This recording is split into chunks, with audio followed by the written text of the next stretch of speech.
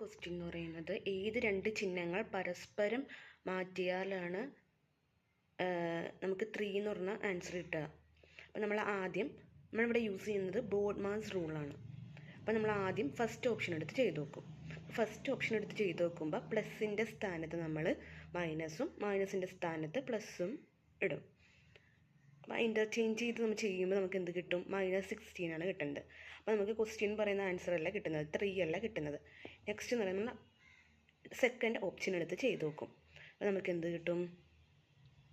3 കിട്ടും. അപ്പോൾ മൈനസും